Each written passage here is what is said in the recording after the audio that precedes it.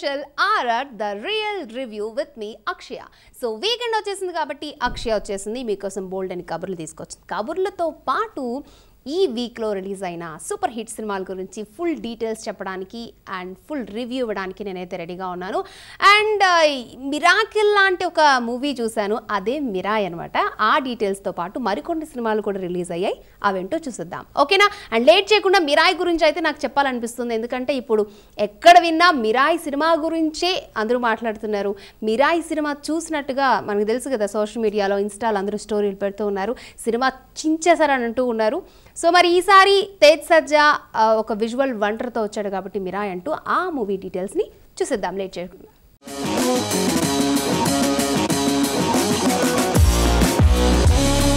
నోళ్లలో నానుతున్నటువంటి Mirai నిజంగా miracle అని చెప్పుకోవచ్చు. విజువల్ వండర్ ఈ సినిమా. పేరు కొత్తగా ఉంది కదా, ఎస్, మూవీ కూడా అంతే సౌండింగ్ ఇస్తోంది.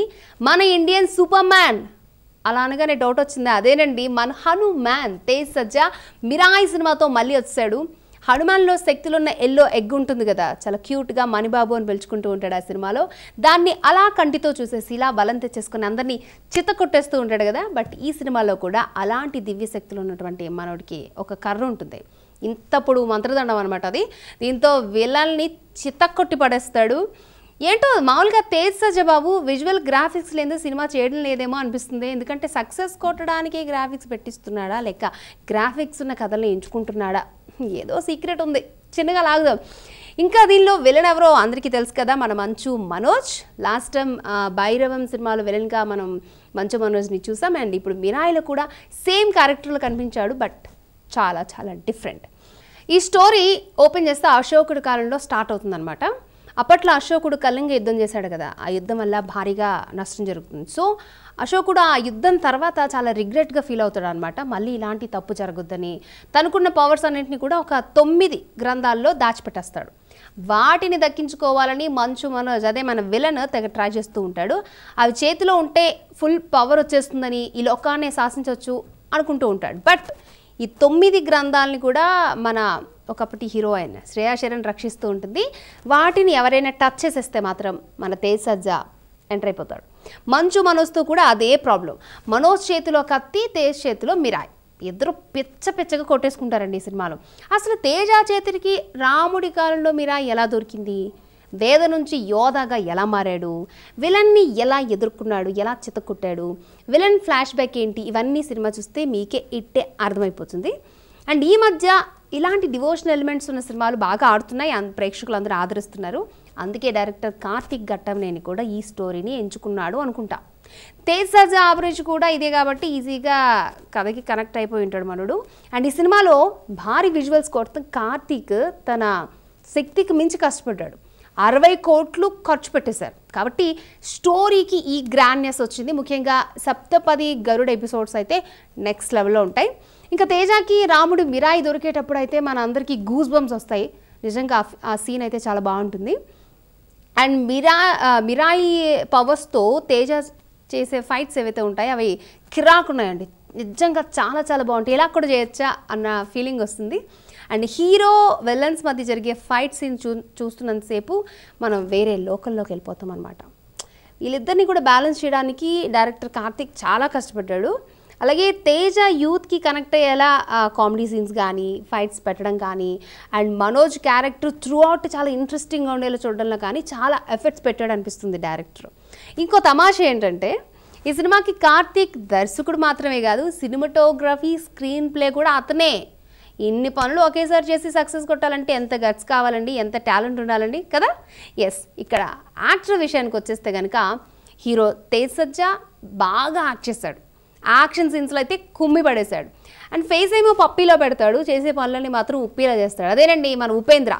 బహుశా ఆ క్యూట్నెస్సే అందరికీ నచ్చేసిందేమో తేజలో. అండ్ ఈ సినిమాతో ఇంకొకసారి బంపర్ హిట్ని అయితే తన అకౌంట్లో వేసేసుకున్నాడు. అండ్ అలాగే మంచు మనోజ్ చేసిన మహావీర్ క్యారెక్టర్ చాలా సీన్స్లో హీరోని డామినేట్ చేసినట్టు అనిపిస్తుంది.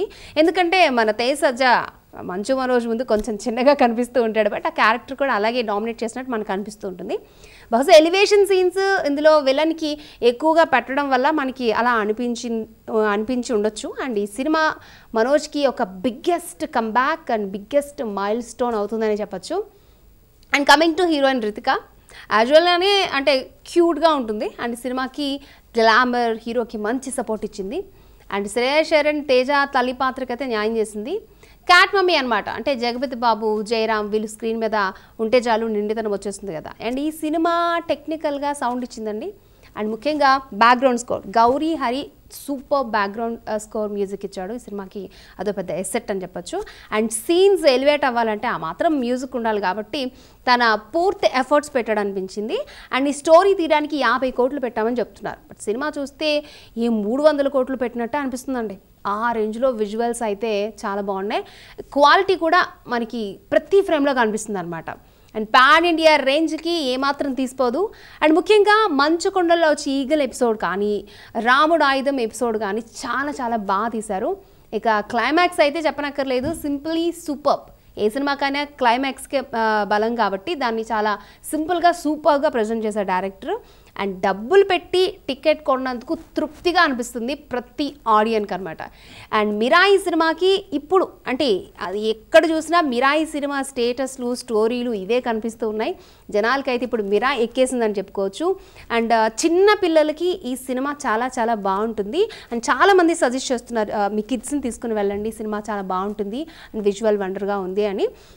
అండ్ చాలామంది ఇలాంటి విజువల్ వండర్స్ సినిమాల్ని ఓన్లీ థియేటర్లోనే చూస్తే ఆ మజా వస్తుందన్నమాట. అండ్ ఓవరాల్గా మిరాయి అయితే మిరాకిలా దూసుకెళ్ళిపోతుంది. అండ్ మిరాయి సినిమాకి మన ఆడియన్స్ ఇచ్చే రేటింగ్ 3.5 అవుట్ ఆఫ్ 5. ఎస్, మరొక సినిమా గురించి తెలుసుకుందాం రియల్ రివ్యూలో. బట్ ఇప్పుడైతే ఒక స్మాల్ బ్రేక్ తీసుకుందాం. Stay tune. ఈ వీక్ చాలా అంటే చాలా వెరైటీగా ఉంది. ఒక పక్క థియేటర్లో మిరాయి విజువల్ వండర్ క్రియేట్ చేస్తూ ఉంటే, మరొక పక్క థియేటర్లో హారర్ థ్రిల్లర్ కిష్కింధపురి జనాల్ని భయపెట్టేస్తోంది. అండ్ బెల్లంకొండ శ్రీనివాస్ అండ్ మా పరమేశ్వరన్ ఫస్ట్ టైం హారర్ని ట్రై చేశారు. మిమ్మల్ని ఖచ్చితంగా భయపెడతామని ప్రీ రిలీజ్ ఫంక్షన్లో చెప్పారు కదా, ఇప్పుడు అన్నంత పని చేశారు. థియేటర్లో కూర్చున్న వాళ్ళకి ముచ్చమటలు పట్టించేస్తున్నారు అనమాట. అండ్ చాలా రోజుల తర్వాత హారర్ వచ్చింది కదా, చాలా రోజుల తర్వాత నిజంగా హారర్ సినిమాలు వచ్చి చాలా రోజులైంది. అండ్ ఇక్కడ స్పెషల్ ఏంటంటే ఈ ఇద్దరు జోడీ కట్టడం ఇది సెకండ్ టైం.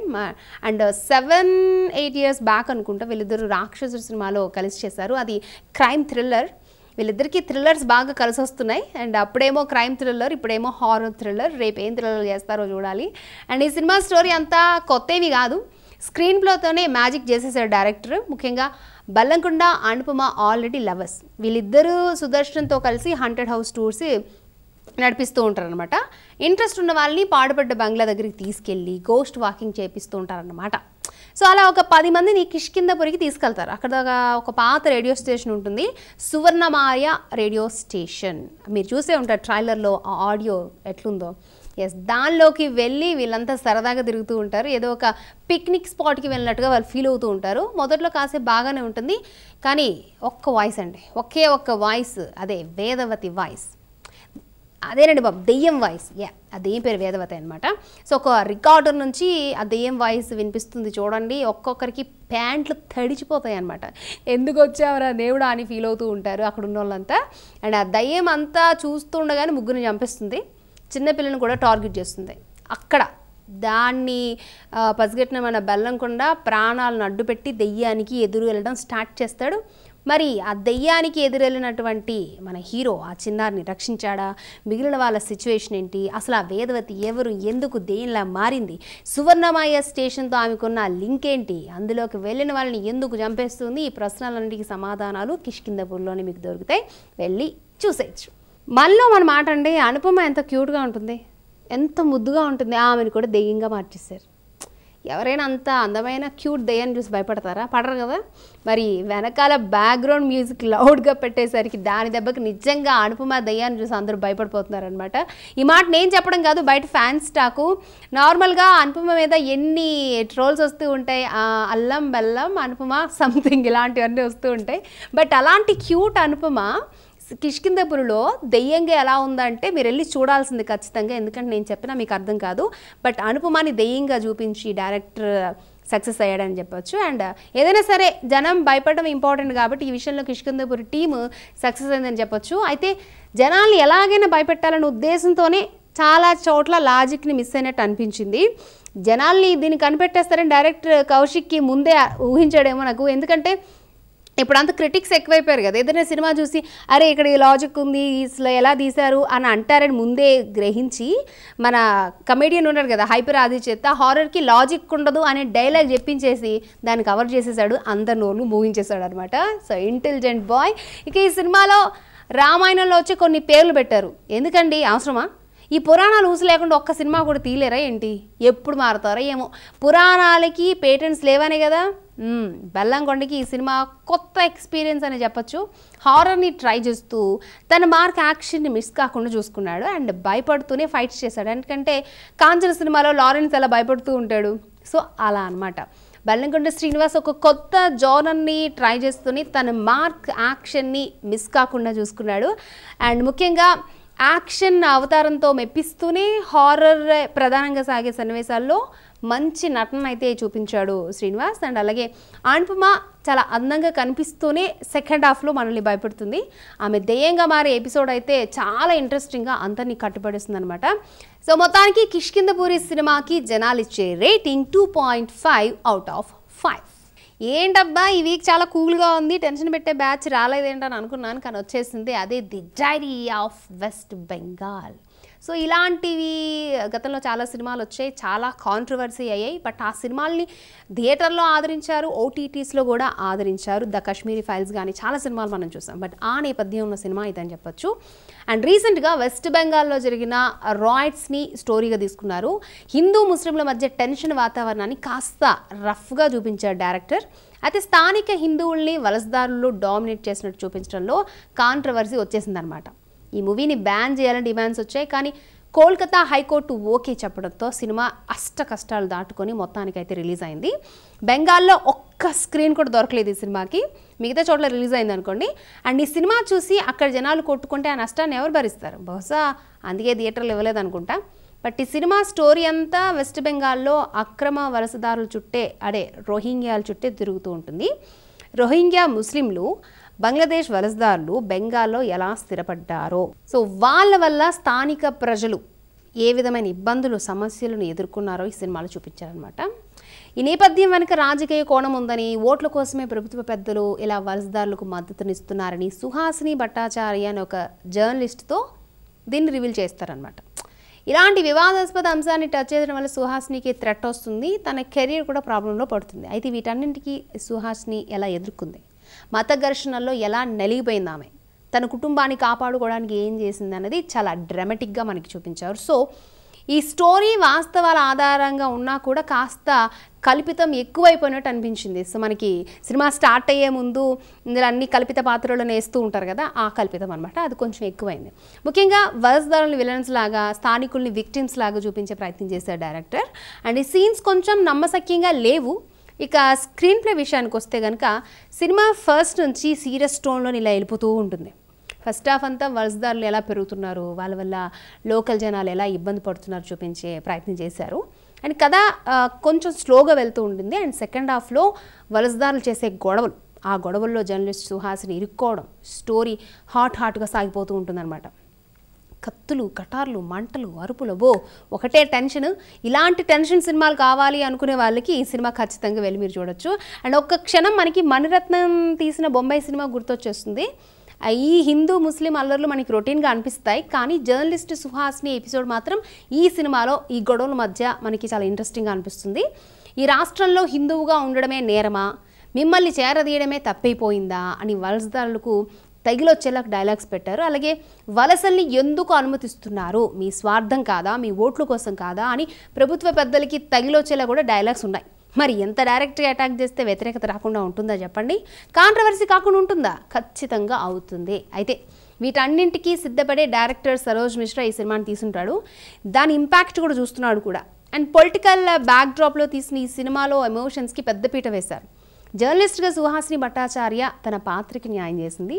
ఒక డైరీ మెయింటైన్ చేస్తూ ఉంటుందన్నమాట. దానిలో మత ఘర్షణలు, రాజ్యహింస గురించి రాస్తూ ఉంటుంది. వాటికి వ్యతిరేకంగా పోరాడుతూ సమస్యలు చిక్కుకునే క్యారెక్టర్లో ఎమోషన్ని బాగా పండించింది సుహాసిని.